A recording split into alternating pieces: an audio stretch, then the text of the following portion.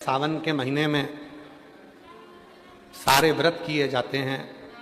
सोमवार का व्रत भी आता है, शिवरात्रि का व्रत भी आता है, मंगला गौरी का व्रत भी आता है, अन्नपूर्णा का व्रत भी आता है, अष्टमी का व्रत भी आता है। पर साथ में एक व्रत सावन के महीने में होता है जिसको मौन व्रत कहा जाता है। श्रावण के महीने में एक व्रत होता है जिसको मौन व्रत कहते हैं। आप सबको मालूम होगा, शिव और शक्ति दोनों का अर्धनारीश्वर स्वरूप का जब दर्शन हुआ था, शिव महापुराण की कथा कहती है, तब ब्रह्मा जी मौन हो गए थे, क्योंकि ब्रह्मदेव से गलती हो गई थी बहुत। ब्रह्मा जी से इतनी गलती हो गई थी कि ब्रह्मा जी ने भगवान नारायण और भगवान शिव में भेद कर दिया था। और जब कोई हल नजर नहीं आया, कि ब्रह्मा जी ने सोच लिया कि ये मेरा कुछ हो नहीं सकता है, तब ब्रह्मदेव ने ये विचार कर लिया कि अब इसका कोई सार तत्व नजर नहीं आ सकता, तो अब मैं मौन हो जाता हूं। और ब्रह्मदेव मौन हो गए एकदम। और जैसे ही ब्रह्मा जी मौन हुए, भगवान शिव कृपा कर दिए, ब्रह्मा को वर दे दिया, श्रावण के महीने में जब मैं अपने ससुराल माता प्रसूति से सेवा ले रहा हूंगा, मेरी अर्धांगिनी सती मेरी सेवा कर रही होगी, समुद्र मंथन का विष मैंने पिया होगा और मेरी पार्वती मेरे को कावड़ चढ़ा रही होगी। उस श्रावण के महीने में संसार में रहने वाला यदि मनुष्य एक दिन भी, कुछ घंटों का भी यदि मौन व्रत धारण कर लेगा, शिव कहते हैं वो एक लोक नहीं अनेक लोकों का सुख भोग कर परम लोक को प्राप्त करेगा। इसलिए श्रावण महीने में जितना कावड़ का महत्व है, श्रावण महीने में जितना कावड़ चढ़ाने का महत्व है, श्रावण के महीने में जितना 2 लोटा जल चढ़ाने का महत्व है, श्रावण के महीने में जितना शिव की अविरल भक्ति करने का महत्व है, उतना ही मौन रहने का महत्व है। पूरे महीने में एक दिन 2 घंटा, आधा घंटा, 15 मिनट, 20 मिनट, 1 घंटा, एक दिन, जितना भी हमसे बन सकता है उतना हमें मौन धारण करना चाहिए। एक दिन, हमें मालूम है पूरे दिन तो तुम मौन नहीं रह सकते, और पूरे महीने भी नहीं रह सकते, तो कम से कम एक दिन मौन रहना, चुप रहे, शांत।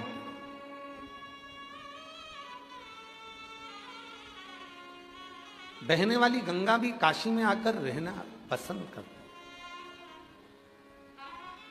और एक दिन ऐसा आया, एक दिन ये स्थिति हो गई काशी में कि गंगा जी तो उछल पड़ी,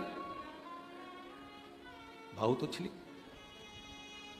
और गंगा महारानी जब उछली तो देखा कि ये तो बहुत उछल रही हैं, तो भोलेनाथ जी को लगा गंगा और काशी में आकर इतनी उछले, ये ठीक नहीं है।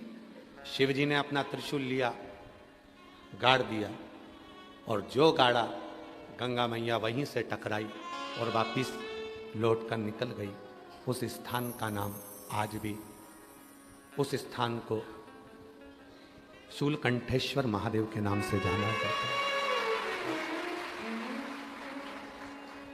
जिस स्थान पर गंगा जी के लिए भगवान शंकर ने त्रिशूल रख दिया, और गंगा मैया वहीं से वापिस की और वापिस लौट पड़ी। पुनः बोल शूलकंठेश्वर महादेव की, पुनः लौटी।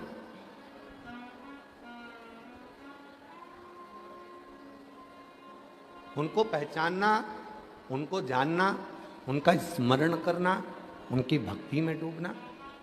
शिव जानते थे, भगवान शंकर के स्मरण में था कि गंगा अविरल बही है, उछली है, तो हो सकता है कि काशी में भी उछले, हो सकता। पर उसको साधना, किसी ने खूब कहा, अच्छा सुंदर कहा है कि पानी और परमात्मा दोनों की याद प्यास लगने पर लगती है। पानी कब याद आता है? जब प्यास लगती है, बहुत प्यास लगे तो पानी की याद आती है। और परमात्मा की याद कब आती है? जब बहुत दुख हो। बहुत प्यास लगने पर पानी याद आता है, और बहुत दुख आने पर परमात्मा याद आता है। कैसे भी मेरा शिव मेरे दुख को काट दे। कैसे? तुमसे जो लगन लगी है, जो मन तुम्हारी ओर केंद्रित हुआ है, बस वो लगन लगेगा। सतयुग, त्रेता युग, द्वापर, और अभी क्या चल रहा है? जम के तो बोलो, कलयुग। कलयुग।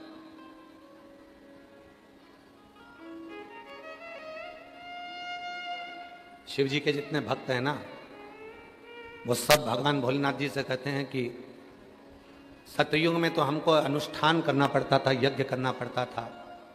सतयुग में तो हमको यज्ञ अनुष्ठान करना पड़ता था, तब आप कृपा करते थे। त्रेता में तब साधना करना पड़ती थी, तब आप कृपा करते थे। द्वापर में यज्ञ करना पड़ता था, उपास करना पड़ता था, तब आप कृपा करते थे। जितने सतयुग के संत हैं, जितने त्रेता के साधु हैं, जितने द्वापर के महात्मा हैं, वो शिव जी से कहते हैं अब हमको कलयुग में नीचे भेज दो।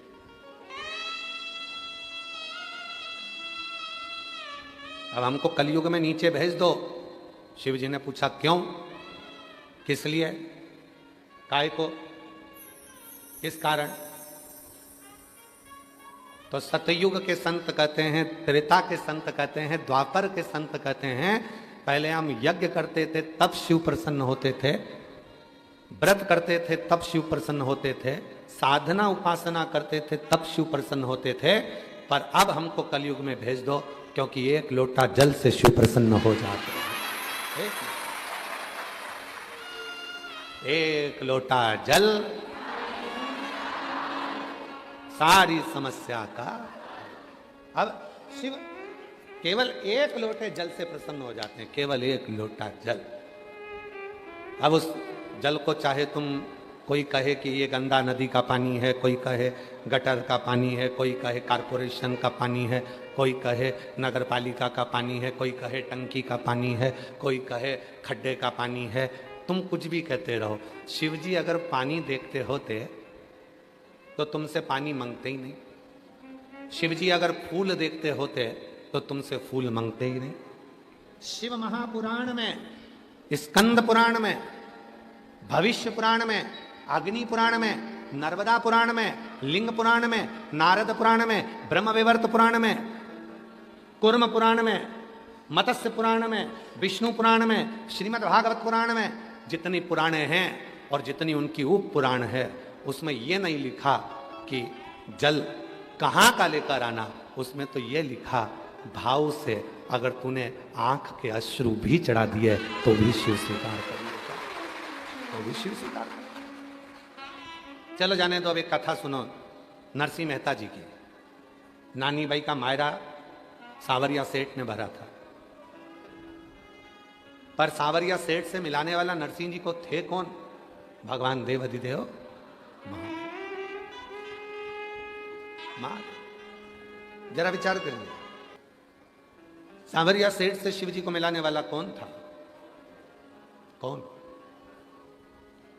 विचार करना जरा। बड़ी भाभी ने देवर को धक्के मार के निकाल दिया। नरसिंह मेहता जी रोते हुए कहाँ जाते? तो बड़े भाई सारंगधर ने कह दिया कि वो टूटा हुआ शिव जी का मंदिर है, वहां चले जा। टूटे हुए शिव जी के मंदिर में भेज दिया, और टूटे हुए शिव जी के मंदिर में नरसिंह जी चले गए। ना लोटा था, ना जल था, ना फूल था, ना पत्र था, ना भोग था, ना भोजन था, कुछ कुछ। क्या करें नरसिंह जी ने? पूरी रात नरसिंह जी शिवलिंग को गले लगाकर रोते रहे। पूरी रात नरसिंह जी शिवलिंग को गले लगाकर रोते रहे, पूरी रात। सुबह ब्रह्म मुहूर्त में भगवान शंकर ने नरसिंह जी को नंदी पर बिठाया और सांवरिया सेठ का दर्शन कराने के लिए गौलोक धाम ले गए।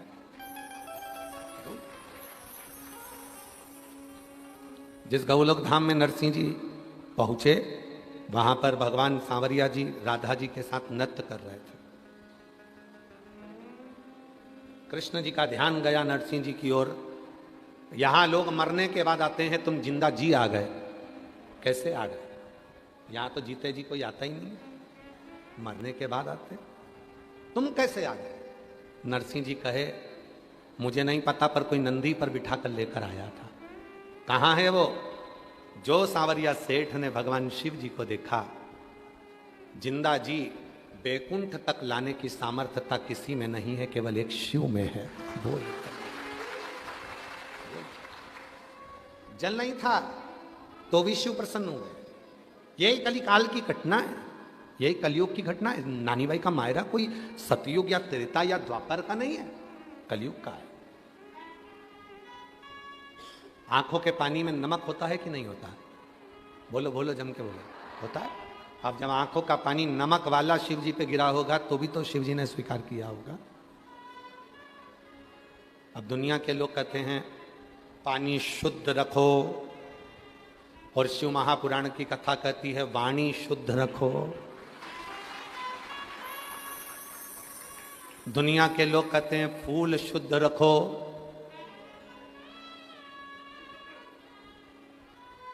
एक पुष्प होता है पारिजात का पुष्प, देखा है आप लोगों ने? पारिजात का पुष्प, उस पुष्प को तोड़ा नहीं जाता। तोड़कर अगर भगवान को चढ़ाया जाता है तो पारिजात का पुष्प फलित नहीं होता, दुख देता है। वो पुष्प का नियम है बाबा जी। वो पारिजात का पुष्प जमीन पे गिरे और उसको उठाया जाए, बिना धोए शिव जी को चढ़ाया जाए तो अनेक फल प्रदान कर देता है, बिना धोए। और आज भी प्रमाण है महाराज जी, आज भी हमारे सनातन धर्म में प्रमाण है, जिस पुष्प को पानी में धोकर भगवान को चढ़ाया जाता है वो फूल भगवान स्वीकार नहीं करते। आज भी नियम है वकील साहब, आज भी नियम है। जिस फूल को अगर पेड़ से तोड़ा, पानी में धोया, उसके बाद भगवान को चढ़ाया तो भगवान उसको स्वीकार नहीं करते। ये रीते आज भी। फूल से टूटा और टूटने के बाद भगवान को चढ़ा दिया, वो स्वीकार।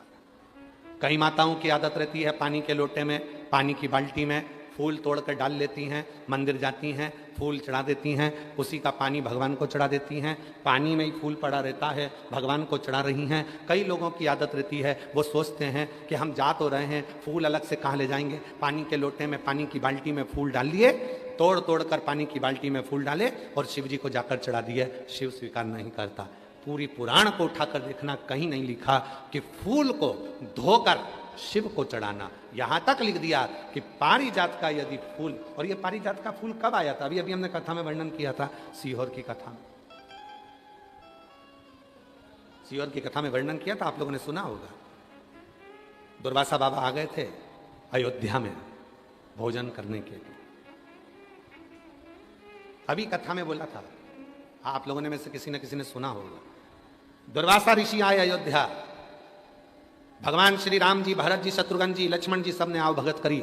मां जानकी जी ने भी प्रणाम करा और राम जी ने कह दिया कि प्रभु भोजन करना है आपको अयोध्या में। तो उन्होंने कह दिया था भोजन तो करूंगा, पर शर्त एक है, भोजन बनाने में अग्नि का प्रयोग ना हो, भोजन बनाने में जल का प्रयोग ना हो, और भोजन बनाने में धेनु का प्रयोग ना हो। कोई दूध, कोई घी, कोई दही, कोई वस्तु गाय की होना नहीं चाहिए। धेनु का प्रयोग भी ना हो, सुनो, अग्नि का प्रयोग भी ना हो और जल का प्रयोग भी ना हो। आप में से कितने लोग हैं जो बिना पानी का भोजन बना सकते हैं, बिना अग्नि का भोजन बना सकते हैं, बिना धेनु का भोजन बना सकते हैं, बिना घी तेल का? और राम जी से क्या कह रहे हैं दुर्वासा जी कि मुझे अगर भोजन कराना है तो बिना अग्नि का, बिना पानी का और बिना धेनु का। और दूसरा, मैं सरयू जी का स्नान कर कर आऊंगा और भगवान शिव की पूजन करूंगा, तो मुझे वो पुष्प ला कर देना जिस पुष्प को अयोध्या और संसार के लोगों ने कभी नहीं देखा हो, कभी नहीं देखा हो। ऐसा पुष्प मुझे चाहिए अयोध्या में शिव जी की पूजन के लिए। दुर्वासा जी ने ये डिमांड रख दी। वो तो भगवान को धन्यवाद देना कि सीहोर वाला बाबा डिमांड नहीं रखता। दुर्वासा जी ने डिमांड रखी कि अग्नि में बना हुआ भोजन नहीं चाहिए, पानी से बना हुआ भोजन नहीं चाहिए, धेनु से निर्मित भोजन नहीं चाहिए, और वो फूल शिव जी की पूजन में चाहिए जो पूरी दुनिया ने ना देखा हो, पृथ्वी पर किसी ने नहीं देखा, वो फूल चाहिए, वो पुष्प, वो पुष्प चाहिए।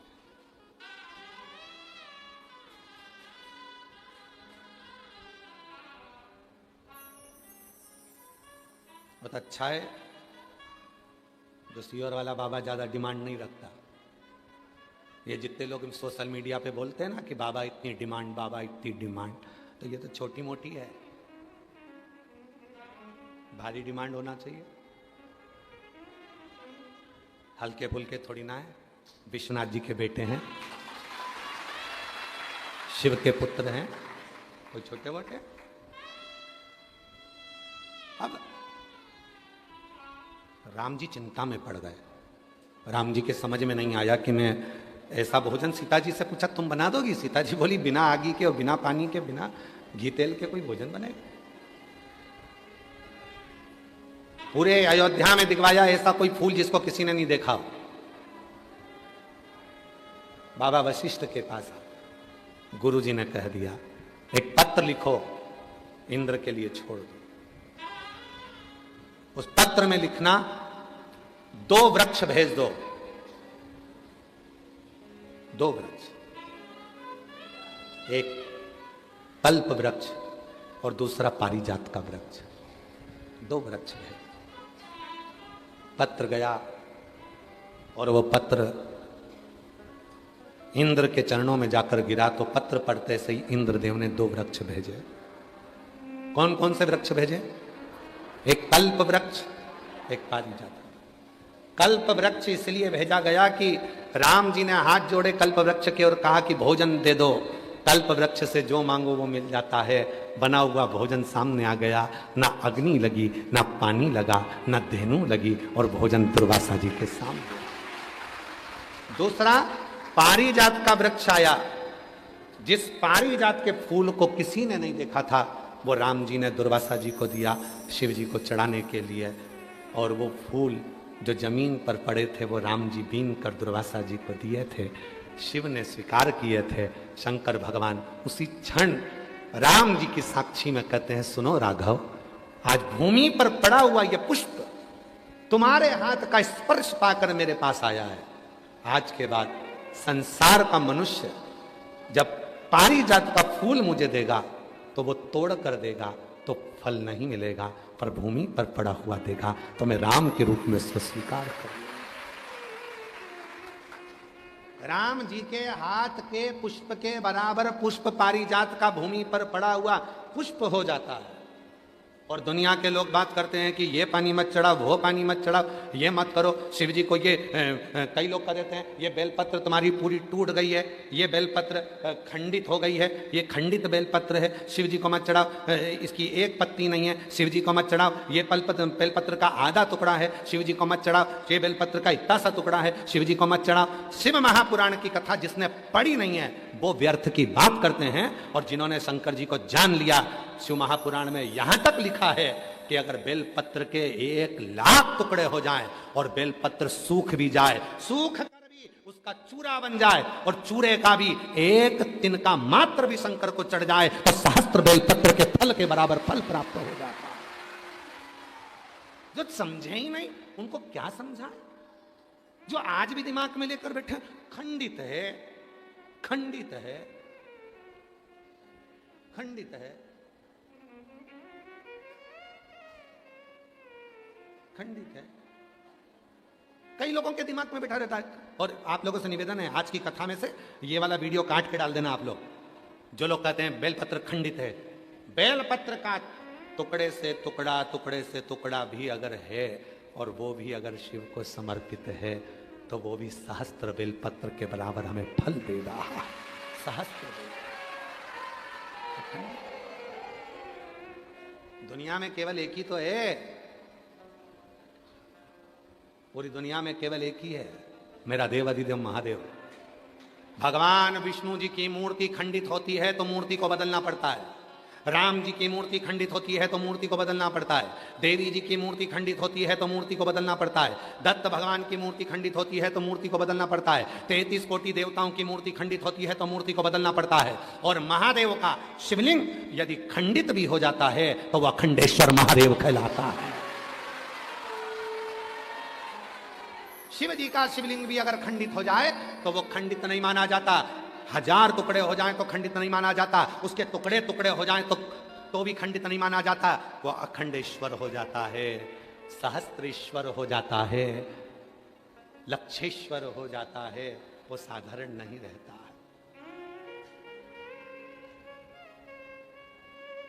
लक्षेश्वर अखंड है, वो खंडित ही नहीं हुआ। सारी दुनिया में सबसे ज्यादा आक्रमण अगर द्रोहियों ने करे हैं तो काशी पर करे हैं, अगर विधर्मियों ने सबसे ज्यादा आक्रमण करे तो काशी विश्वनाथ पर करे। सब कुछ तोड़ लिया उन्होंने, पर काशी आज भी अजर और अमर जैसी खड़ी की खड़ी है, अजर अमर है। गली गली के मकान तोड़कर देख लो, हर मकान के नीचे से शिवलिंग निकलेगा, हर ओटले के नीचे से शिवलिंग निकलेगा, हर भूमि के नीचे से शिवलिंग निकलेगा। विद्रोहियों ने पूरी तरह से शिवलिंगों को खंडित कर कर देख लिया, पर उनको क्या मालूम था ये विश्वनाथ है जो दुनिया का भरण पोषण करने वाला है, ये कभी खंडित नहीं होता, ये तो अखंड है और अखंड ही रहेगा, ये अखंड है और अखंड ही रहेगा। ये कोई साधारण नहीं है, इसको समझना साधारण नहीं है। एक नैना नाम की एक शिवभक्त महाराष्ट्र की अकोला के पास में रहते, नैना नाम था। महाराज हम चतुर्वेदी जी उसका पत्र अगर हमारे पास में होगा तो हम उस पत्र को सोशल मीडिया पर जरूर डालेंगे, हम श्योर जाकर ढूंढवाएंगे उस पत्र को। अगर वो पत्र, नैना नाम की एक लड़की अकोला के पास की,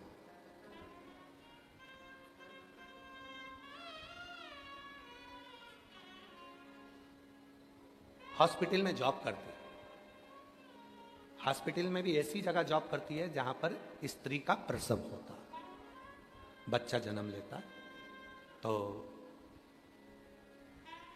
पूरी की पूरी वो बच्चे को जन्म देने में उसका पूरा शरीर जो है वो प्रसव के कारण बस रक्त में आदिक में हो जाता है और वो पूर्ण तरह से गंदी हो जाती। वो कहती कि मैं पूरा, मेरा शरीर गंदा हो जाता। अब बच्चा जन्म दिया, अब ये तो माएँ जानती हैं, माँओं को मालूम है कि प्रसव के समय पर बच्चा जब जन्म लेता है तो कितना कितना वहाँ रक्त आदि गंदा हो जाता है। नहीं ना, गुरुजी बहुत दुखी रहती हैं, मेरे दुख का निवारण क्या है? हमने कहा 1 लोटा जल सारी समस्या का, हमारे पास तो कोई दूसरा निवारण तो है ही नहीं। पानी चढ़ाओ, दुख मिटाओ, बोल बम का नारा है, श्री शिवाय, इसके सिवाय तो हमारे पास कुछ दूसरी चीजें है ही नहीं। दुनिया के लोगों के पास में बहुत सारी चीजें हैं, कोई भभूति दे देगा, कोई बेल दे देगा, कोई नारियल दे देगा, कोई कुछ दे देगा, हमारे पास तो ये भी नहीं है।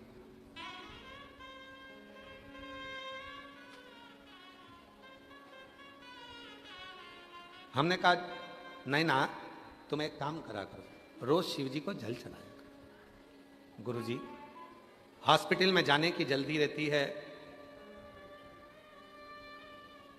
जल चढ़ाऊं कैसे? हॉस्पिटल से आती हूं तो गंदी हो जाती हूं, जल चढ़ाऊं कैसे? हमने कहा घर से चला करो तो बोतल में जल भर लिया करो,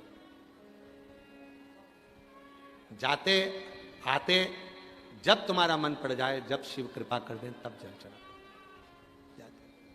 हॉस्पिटल से आती होगी तो स्नान कर कर आती होगी, हाँ, कपड़े बदल कर आती होगी, हाँ, तो फिर जाने में क्या दिक्कत?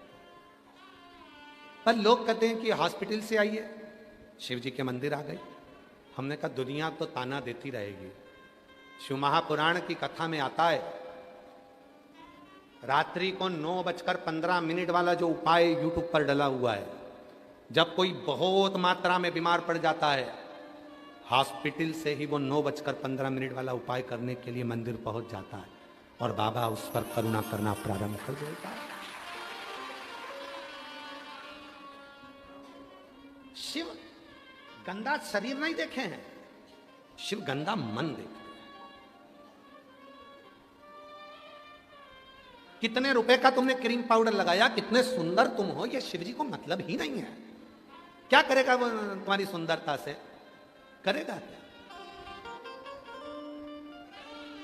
जिनके आगे स्वयं मां जगत जननी पार्वती जी भी फीकी हैं, जिनके आगे स्वयं जगत जननी जगदम्बा अंबा भी स्वरूप में फीकी हैं, वो शिव जी कितने सुंदर हैं, तो तुम्हारी सुंदरता से उसको कोई मतलब तो ही नहीं।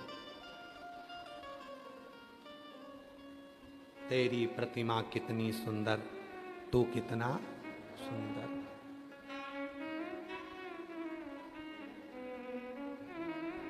वो कितना सुंदर।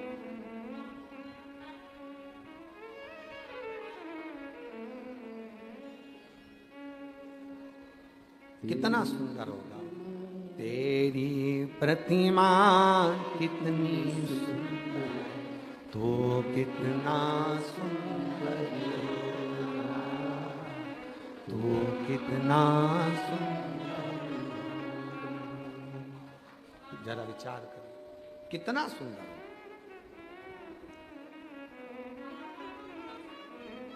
वो कितना सुंदर हो सकता है? तुम्हारी सुंदरता से मतलब नहीं है, तुम्हारी सुंदरता से कोई मतलब नहीं, कोई मतलब।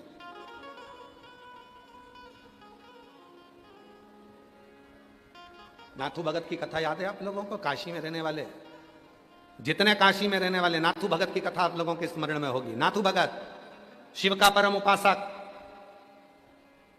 गंगा जी के तट पर रहता था। 80 घाट के नजदीक में एक बड़ा सा किला था, उस किले के एक आले में वो रहता था, किले के आले में। और वो किले के घाट के किले के आले में। अब थोड़ा ध्यान देना तुम लोग, चला था स्मरण रखिएगा है। आप लोग तो काशी के रहने वाले हो। गंगा के घाट पर बहुत बड़े बड़े घाट हैं। घाट के अंदर जहां लोग खड़े होकर नहाते हैं, ऐसे गोल गोल चबूतरे बने रहते हैं, उसके अंदर आले बने रहते हैं। आले, उस आले के अंदर नाथू भगत रहता था।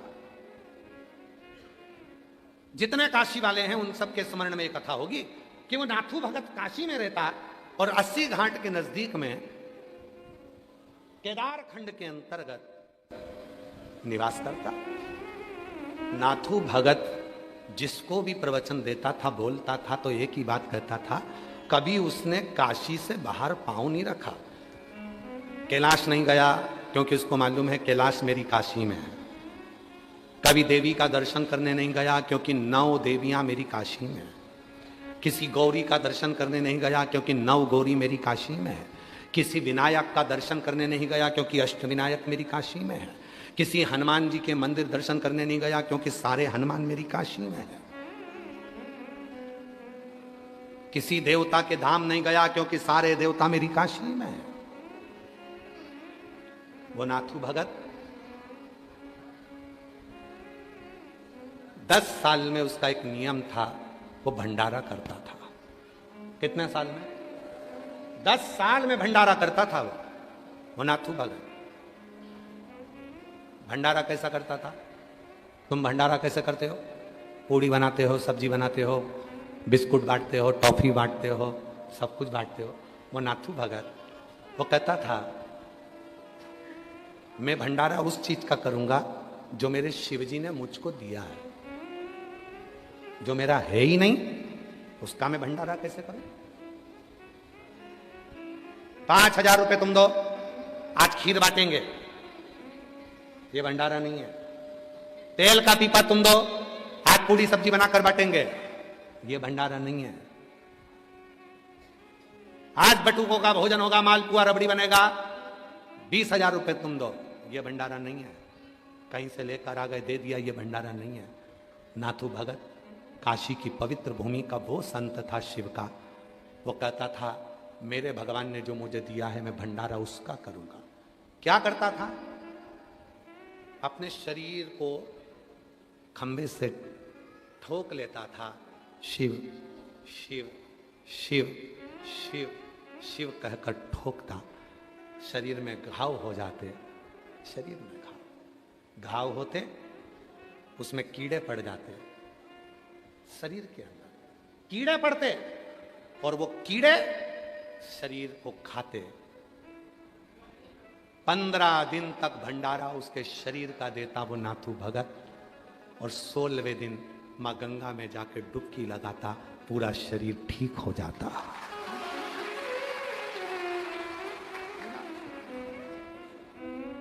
पूरा शरीर ठीक। काशीवासी वो नाथू भगत को भूल नहीं सकते, उसके भंडारे को कोई भूल नहीं सकता। धन का भंडारा नहीं था, तन का भंडारा था। जैसे ही गंगा जी की डुबकी लगती थी पूरा शरीर ठीक हो जाता। ये काशी है। इस काशी को लोगों ने हल्के में ले लिया है। आज नए नए लोग आकर बस गए काशी में तो सोचते हैं कि काशी हम देख रहे हैं कि कमाई का स्रोत हो गया। आज नए नए लोग काशी में आकर बस गए, थोड़ी सी प्रॉपर्टी खरीद ली और सोच लिया कि हमने होटल, हमने बिल्डिंगें बना ली तो काशी हमारी हो गई। काशी तुम्हारी नहीं है, काशी नाथू भगत जैसे की है, जो गंगा में नहाते से शरीर को ठीक कर लेगा। काशी को पहचाना क्या क्या पहचाना? आओ काशी के एक भगत की ओर बात करें तो विपन्नन। काशी का एक भगत विपन्नन मणिकर्णिका पर रहता था, और वह विपन्नन मणिकर्णिका पर रहता, और मणिकर्णिका पर वह विपन्नन रहता हुआ मणिकर्णिका की भूमि पर जब कोई मुर्दा जलाने आता तो मुर्दे जलाने वाले का मुख देखता। वो विपन्नन, और वो विपन्नन जो मणिकर्णिका के घाट पर रह रहा है, ना घर है ना कुछ है, केवल खुले आसमान में विपन्नन रहता था। और कहते हैं लोग मुर्दा लेकर जाते थे, राम नाम सत्य चिल्लाते थे, और विपन्नन मुर्दे से, जिसको लेकर जा रहे हैं उस मुर्दे से बात कर लेता था। लोग कहते थे अघोरी है, तांत्रिक है। लोग कहते अघोरी है, तांत्रिक है। अरे विपन्नन ना अघोरी था ना तांत्रिक था, वो विश्वनाथ जी का भक्त था, शिव का भक्त था। विपन्नन लोग कहते थे तांत्रिक था, विपन्नन लोग कहते थे अघोरी था। विपन्नन जिसकी चरित्र काशी के शास्त्रों में मिलता है, और उसको पढ़ो तो मिलता है कि विपन्नन मुर्दों से बात कर लेता था, मुर्दों से। और सुनो ए काशीवासियों, आप सबके चरणों को प्रणाम कर कर एक बात कहना चाहता हूं इस विपन्नन के चरित्र से। प्रश्न था विपन्नन का। एक ब्राह्मण मस्तक पर त्रिपुंड, गले में रुद्राक्ष की माला, भस्म पूरे शरीर पर लगी हुई, त्रिपुंड, और विपन्नन के पास आ गया। उस दिन विपन्नन खुले आसमान में बैठे थे, मुर्दे से बात कर रहे थे, मुर्दे से। ये काशी है वकील साहब, ये काशी है जहां मुर्दे से बात करने वाले संत भी यहां निवास करते थे। गर्व होना चाहिए काशीवासियों को कि यह काशी है। इसको महाशमशान कहते हैं, महाशमशान। विपन्नन बैठे थे, गले में रुद्राक्ष, भस्म, त्रिपुंड पहना हुआ एक ब्राह्मण विद्वान, शिखाबंदी है उसकी, तन पर एक लंगोटी है, ऊपर के भाग कुछ नहीं है, एक यज्ञोपवीत धरा हुआ है। विपन्नन के पास आ गया। विपन्नन,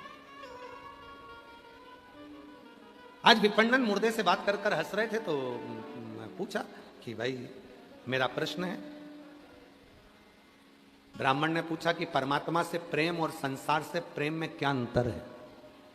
सुनना जरा, बड़ा सुंदर है। परमात्मा से प्रेम और संसार से प्रेम में क्या अंतर है? विपन्नन ने जो कहा परमात्मा से प्रेम और सांसारिक प्रेम, विपन्नन ने बता दिया ब्राह्मण देवता को कि ये परमात्मा से प्रेम है और ये संसार का प्रेम, संसार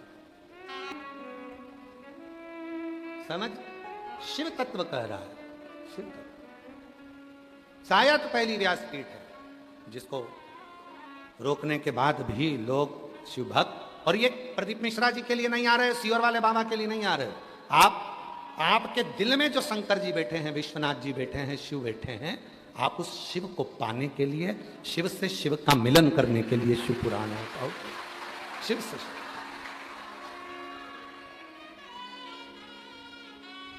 तो त्रेता, सतयुग, द्वापर, इन सारे युगों में सर्वश्रेष्ठ युग कौन सा है? कलयुग। अगर आप सब सतयुग में होते तो हवन कर रहे होते, तप कर रहे होते, आंख बंद करके बैठना होता तुमको 4-6 घंटे तक। त्रेता में होते तो भी तुम्हें तप करना पड़ता, द्वापर में होते तो भी तुम्हें यज्ञ करना होता, पर कलयुग इतना सरल, एक लोटा जल सब संसार। और आज हमारे चतुर्वेदी चढ़वा दिए बिस्लेरी का जल। सुबह सुबह जल ढूंढ रहे थे मंदिर में, जल ना मिला तो चतुर्वेदी जी बोले ले बिस्लेरी का है, चलो।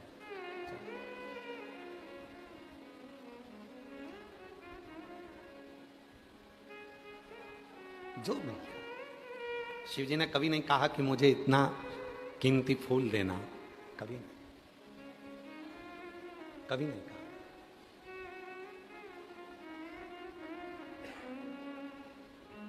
कभी नहीं शिव जी ने कहा कि मुझे इतना कीमती सामान दो, इतना कीमती फूल दो, इतना कीमती सामग्री मुझे दो।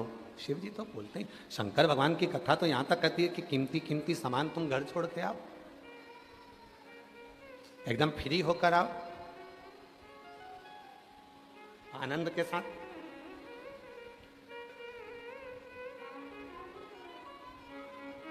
जमनादास जी का चरित्र कथा है ना, 252 वैष्णव की वार्ता में, सेठ एक भगवान का भक्त था जमनादास।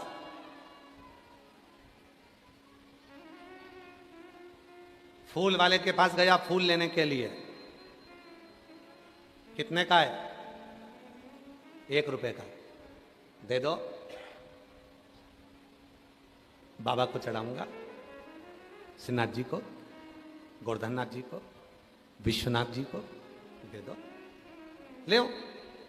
वहीं से एक सेठ जा रहा था जिसका नाम था यवनराज। यवनराज सेठ जा रहा था वेश्या के दरवाजे पर।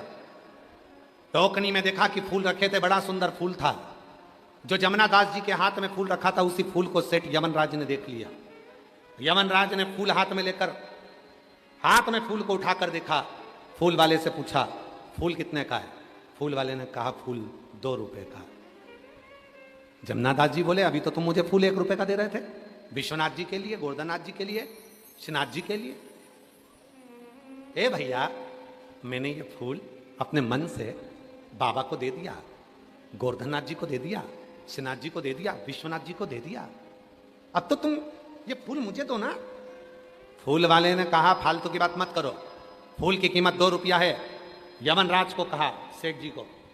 यमनराज जी ने अपनी गठरी में से 2 रुपए निकाल कर देना चाहे तो जमुनादास जी ने कहा फूल अब जाएगा तो विश्वनाथ के चरणों में ही जाएगा, फूल जाएगा तो गोवर्धननाथ जी के चरणों में ही जाएगा। फूल की कीमत 4 रुपए। जमुनादास भक्त। यमनराज ने कहा फूल की कीमत 8 रुपए, अगर ये फूल जाएगा तो वेश्या के जूड़े में जाएगा। जमुनादास जी ने कहा फूल की कीमत 10 रुपए। यमनराज ने कहा फूल की कीमत 20 रुपए। वेश्या के जूड़े के लिए फूल की कीमत 20 रुपए। जमुनादास जी ने कहा फूल की कीमत 40 रुपए। यमनराज ने कहा तू मुझे जानता नहीं, मैं नगर का सेठ हूं, यह पूरी नगरी मेरी है, तुम मुझसे भिड़ रहा है। जमुनादास जी कहने लगे यमनराज जी आप तो दूसरा फूल भी ले सकते हो, ये फूल तो मेरे बाबा को चढ़ जाने दो। यमनराज ने कहा फूल की कीमत 80 रुपया। जमुनादास जी ने कहा फूल की कीमत 100 रुपया।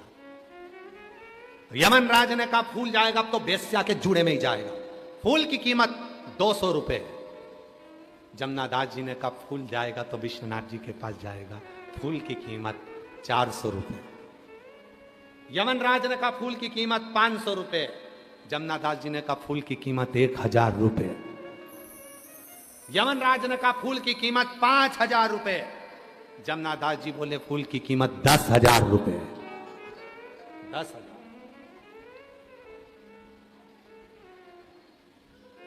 यमनराज ने पता लगाया कि ये इसके पास कितनी जमीन जायदाद है, पता करो। पूरी जमीन बेच देगा, 50,000 में बिक जाएगी, इससे ज्यादा नहीं होगा इसके पास। यमनराज ने कहा फूल की कीमत 25,000 रुपए।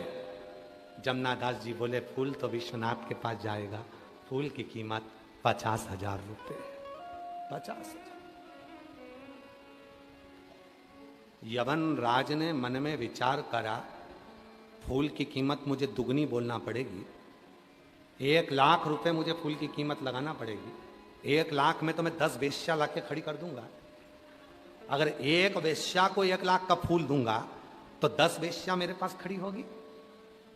यमनराज ने फूल की कीमत नहीं लगाई। जमुनादास ने अपनी जमीन घर सब बेच दिया। 50,000 का फूल खरीद कर जब गोवर्धननाथ विश्वनाथ के पास पहुंचे, जैसे ही फूल चरणों में चढ़ाया, इतने में तो मेरा ठाकुर, मेरा गोवर्धननाथ, मेरा विश्वनाथ जमुनादास को गले से लगा लिया। गजब की कीमत लगाई।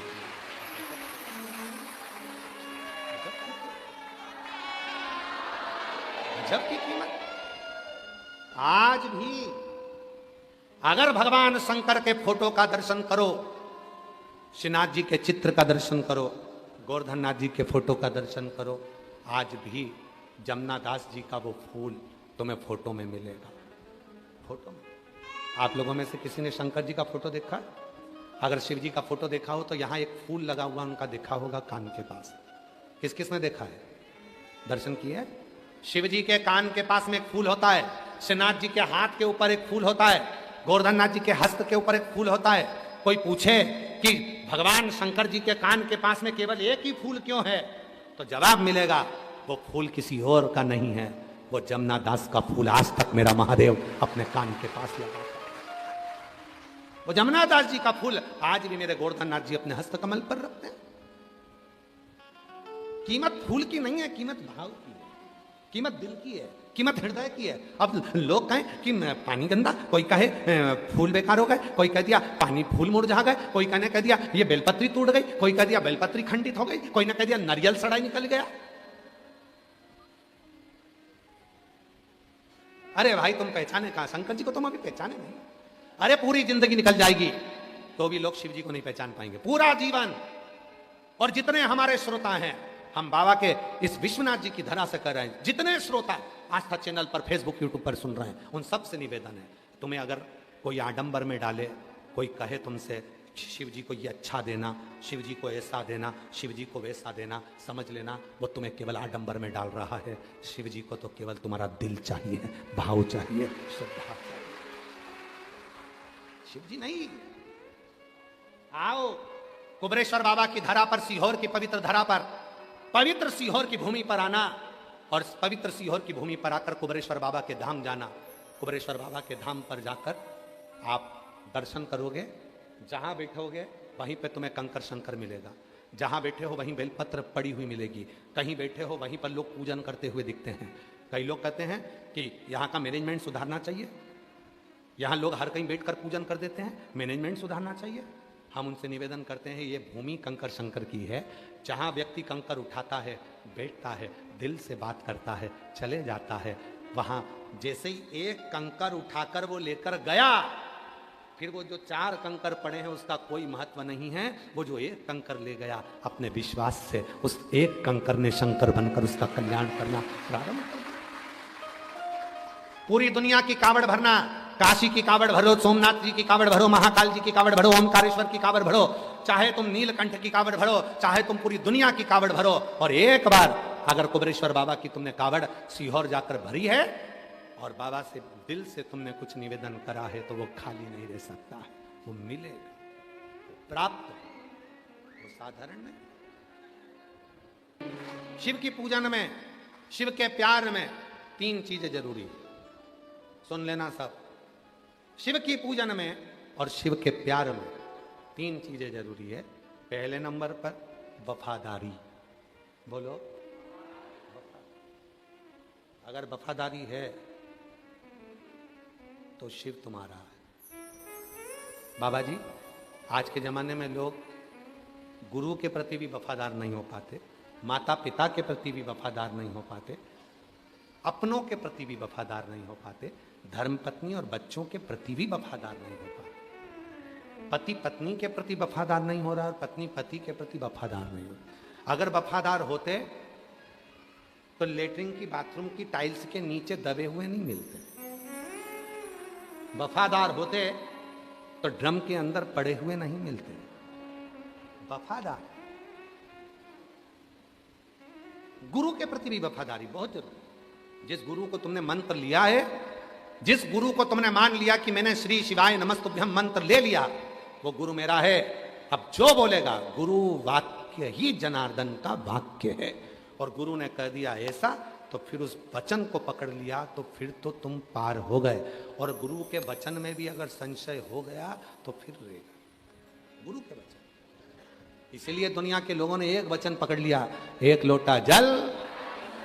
जब दुनिया के लोगों ने एक वचन पकड़ लिया कि एक लोटा जल सारी समस्या का हल है, तो काय को आडंबर में फंसूं, काय को पाखंड में जाऊं, काय को इधर उधर भटकूं।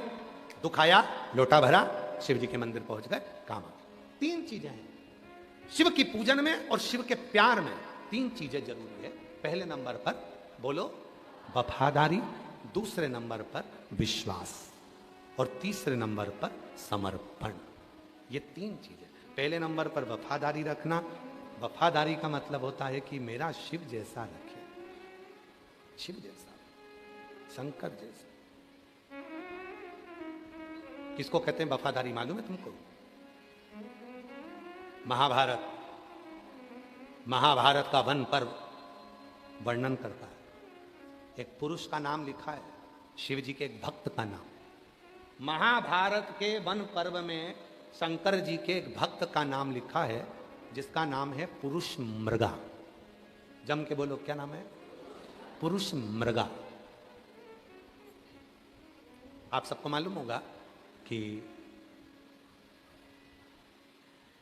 अगर कोई बच्चे के मुंह से राल टपकती है, कोई बच्चा हाथ पैर से विकलांग है, बुद्धि से विकलांग है, उसका शरीर सही काम नहीं करता, कोई बहुत ज्यादा व्यसन में डूबा हुआ है, नशे में डूबा हुआ है, नशा छूट ही नहीं रहा है, पूरा घर किसी एक व्यक्ति को सुधारने में लगा है पर वो सुधर ही नहीं रहा है, तो यही पुरुष मृगा जो महाभारत में वन पर्व के अंदर जिसका नाम आया है, शिव जी का भक्त पुरुष मृगा, इसका नाम लेकर पीपल, एक पीपल का पत्ता और एक बेलपत्री का पत्ता, ये दोनों पीपल के पत्ते की नोक को बेलपत्री के पत्ते की नोक के साथ उल्टे हाथ में आगे करा जाता है। सीधे हाथ से शहद का पानी, पानी में थोड़ा सा शहद घुला हो, वो इस नोक पर, किनोर पर डाला जाता है शिव जी के ऊपर, शंकर जी का। नाम क्या लिया जाता है? पुरुष मृगा। नाम देकर जब जल चढ़ता है, उसको कटोरी में झेल लिया जाता है। जो बच्चा मानसिक विकलांग होता है, शरीर से विकलांग होता है, कहते हैं शरीर में कोई ऐसा रोग हो जाता है जिसका इलाज पूरे दुनिया में नहीं है, उस रोग में भी, जी इस बीमारी के अंतर्गत भी, अगर उस जल को शिव पर चढ़ाकर उसको सुबह दोपहर शाम थोड़ा थोड़ा देना प्रारंभ करते हैं, शरीर में बल आता है और शरीर काम करना प्रारंभ कर देता है। वो पुरुष मृगा। महाभारत के वन पर्व में वर्णन आता है पुरुष मृगा का। जिसका शरीर पुरुष का था, पांव मृग के थे, पांव मृग के थे, पुरुष मृग।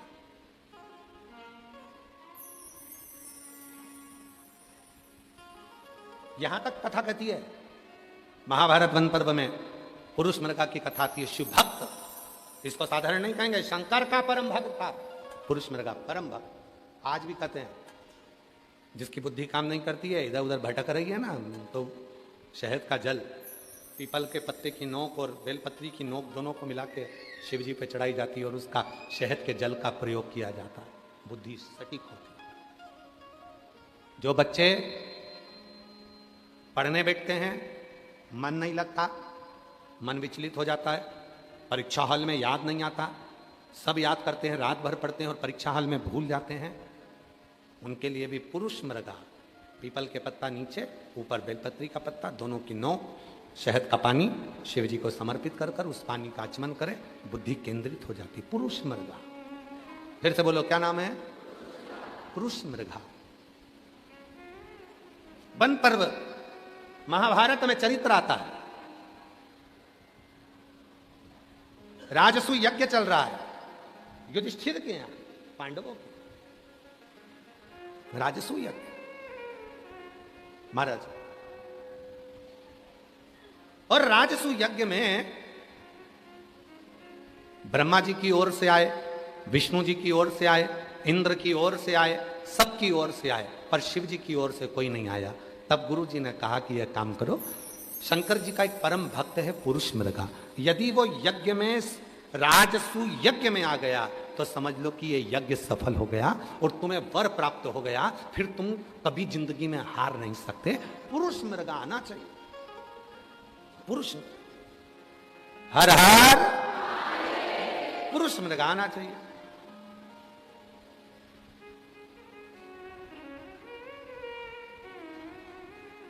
पर गुरु जी ने कहा उसको लाना बहुत कठिन, बहुत कठिन।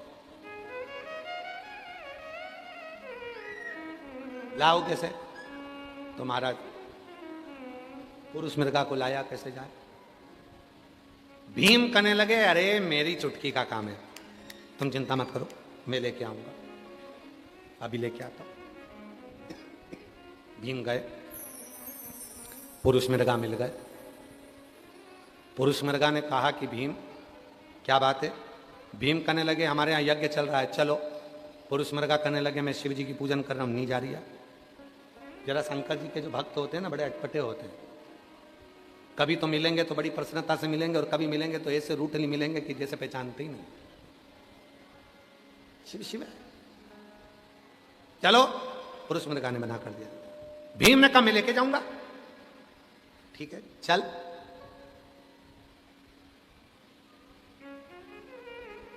लगा दौड़,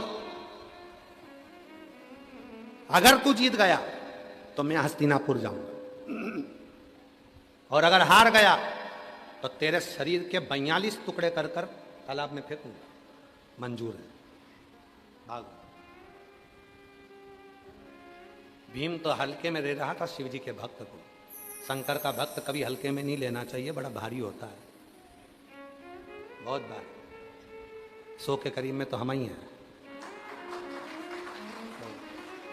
भारी तो है, ठीक है। शिव का भक्त कोई हल्का है?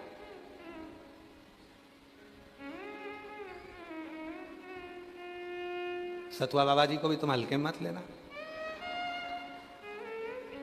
मसान में रहने वाला, शमशान के सामने रहने वाला, दिन रात मुर्दे जलते देखने वाला कोई साधारण नहीं हो सकता। शिव ही का कोई साधारण नहीं है। बाबा जी हम कई बार कह देते हैं अपनी कथा में कि उत्तर प्रदेश सरकार के माननीय मुख्यमंत्री जी योगी जी को भी हल्के में मत लेना, बहुत भारी है। एक तरफ तो गोरख पर पीठ के पीठाधीश्वर, दूसरी तरफ मुख्यमंत्री। दुनिया के लोगों को लगता है कि वो केवल मुख्यमंत्री हैं, पर सही मायने में देखा जाए तो मुख्यमंत्री तो बाद में है, पहले गोरख पीठ के पीठाधीश्वर हैं, और वो पीठ जो दुनिया की आनंद का सुख देने वाली पीठ है लोगों के लिए, उसको समझना कठिन। शिव भक्त को कौन जान सकता है? भीम ने कहा मैं भागता हूं, ठीक है पकड़ो। और भीम भागने लगे, और जो भीम भागे उसके पीछे पुरुष मृगा भागा। पुरुष मृगा हारने लगा, भीम पकड़ाई में आने वाला था, पकड़ाई में भीम की आंख में से आंसू बहने लगे। दौड़ते दौड़ते भीम रोने लगा, भीम रो रहा। गुरु जी ने युधिष्ठिर, नकुल, सहदेव, अर्जुन सबसे कह दिया अपने भाई के अंतिम संस्कार की तैयारी करो, पुरुष मृगा उसको मार देगा, वह बचेगा नहीं। भीम रोने लगा, दौड़ता दौड़ता थक गया, हारने वाला था। इतनी देर में भीम मां जगत जननी दुर्गा भवानी को याद करा। भीम की धर्म पत्नी हिडिंबा मां अंबा जगदंबा को याद करी, मेरा पति मरने वाला है, बचा लो मां, बचा लो, बचा। मां ने तुरंत उसी क्षण, अगर मेरी जगत जननी मां नहीं होती तो भीम तो निपट गया। मां ने क्या करा, मेरी जगत जननी मां ने अपने जूड़े में से एक गजरे का फूल नीचे फेंका। जो फूल फेंका वहां शिवलिंग आ गया। पुरुष मृगा भाग रहा था, शिवलिंग को देखा, रुक गया, पांव पड़ी, पत्ती तोड़ी, शिवलिंग को चढ़ाया, फिर भाग। इतनी देरी हो गई तो भीम थोड़ा आगे निकल गया, फिर पकड़ाई में आने लगा। मां अंबा जगदंबा ने अपने जूड़े का फूल तोड़ा, फिर नीचे पटका। पुरुष मृगा का नियम था, पुरुष मृगा का, जैसे हमारा नियम है बाबा जी, हमारा भी एक नियम है। हम सीहोर से चलते हैं या यहाँ से चलते हैं, रास्ते में जहाँ रुकेंगे वहाँ ओटले पर कोई शंकर का शिवलिंग हो या पेड़ के नीचे कोई शिवलिंग हो तो वहाँ जल चढ़ाकर फिर आगे बढ़ जाते। पुरुष मृगा का नियम था, जहाँ शिवलिंग देखता था वहाँ प्रणाम करता था, जल चढ़ाता था, पत्ती चढ़ाता था, फिर बढ़ता था। अब पार्वती जी क्या कर रही हैं, गजरे का फूल गिराती थी, शिवलिंग प्रकट हो जाता था, पुरुष मृगा महापूजन करने बैठ जाता था। इतनी देर में भीम आगे बढ़ जाता था, फिर वापिस वही की वही क्रम होता रहा। आखिरी में हस्तिनापुर की बॉर्डर थी, भीम भागा और इतनी देर में पुरुष मृगा ने भीम का पांव पकड़ लिया। आधा शरीर अंदर था, भीम का एक पांव घुटने से नीचे वाला बाहर रह गया और पुरुष मृगा ने कहा अब तो तुझे मरना हो। युधिष्ठिर आ गए बाहर, हाथ जोड़ लिए, बाबा जी, ए बाबा जी, आप पूरे शरीर को नहीं काट सकते। दिल्ली के बाहर जो घुटना रहा है और पंजा रहा है, आप इसको काट लो, 42 टुकड़े करो, फेंक दो, पर शरीर नहीं काट सकते। पुरुष मृगा प्रसन्न हो गए, राजसु यज्ञ करवाया, वर दिया। इस पवित्र कथा को दौड़ते हुए पुरुष मृगा के शिवलिंग की पूजन की कथा को जो सुनेगा उसकी जिंदगी में जितनी भी अड़चने आएगी वो सब समाप्त हो जाएगी। सब महाभारत के वन पर्व में वेद व्यास जी वर्णन करते हैं, महाभारत के वन पर्व में वेद व्यास जी लिखते हैं, जो पुरुष मृगा के इस पवित्र चरित्र का स्मरण करता है उसकी जिंदगी के सारे अड़चन, सारी तकलीफें समाप्त हो जाती है। क्योंकि ये पुरुष मृगा कोई साधारण नहीं है, शिव जी का वो भक्त है जो चलते चलते शंकर को पूजन करता, स्मरण करता और बढ़ता रहता है। और विश्वनाथ की धरा पर रहने वालों को तो इसका स्मरण है। बाबा की पवित्र कथा कर रहे, मां जगत जननी जगदम्बा अम्बा जैसे भीम के लिए शिवलिंग की स्थापना कर देती है और पुरुष मृगा उस शिवलिंग को देखकर रुक जाता, ऐसे ही ये जितने संसार में जितने भी शिवलिंग है, जितने भी शिवलिंग पूरे भूमंडल पर विराजमान हैं, ये हमको ये सीख देते हैं कि कुछ देर वहाँ बैठने पर हमारे जीवन के सारे कष्ट, अड़चने दूर हो जाती हैं। अड़चन दूर होती, कष्ट दूर होता।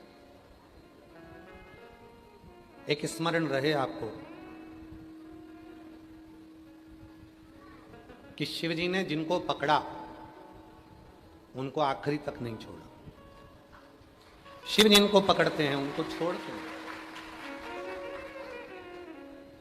नंदी शिव जी ने पकड़ा, छोड़ा नहीं। भृंगी शिव जी ने पकड़ा, छोड़ा नहीं। श्रृंगी शिव जी ने पकड़ा, छोड़ा नहीं। शिव जिनको पकड़े उनको छोड़ते नहीं।